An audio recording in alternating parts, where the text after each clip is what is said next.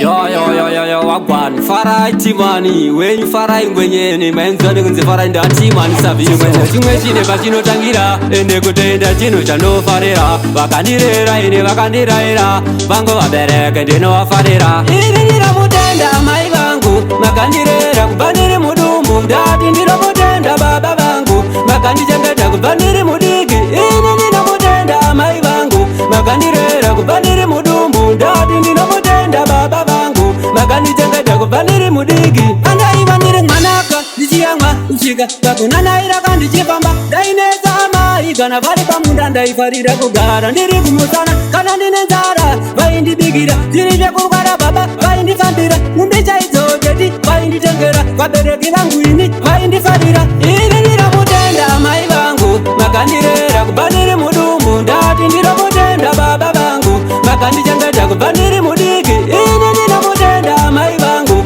makandirera kubva ndiri mudumbu ndati ndinomutenda baba vangu makandichengeta kubva ndiri mudiki vazari vangu ndinomunavata kana ndakarara ndinomurota panguva yehondo mwaindisapota nyangwe ndave kuchema mwaindinyarata ndini wanyutimani yamakazarura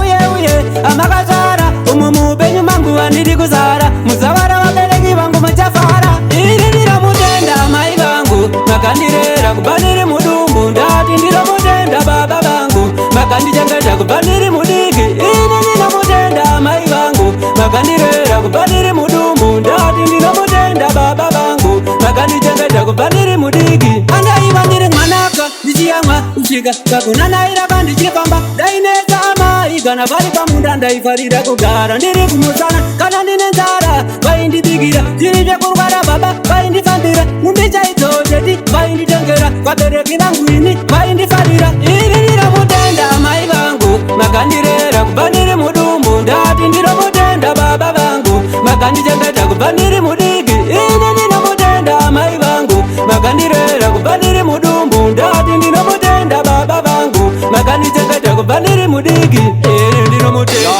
nomutendai baba wangu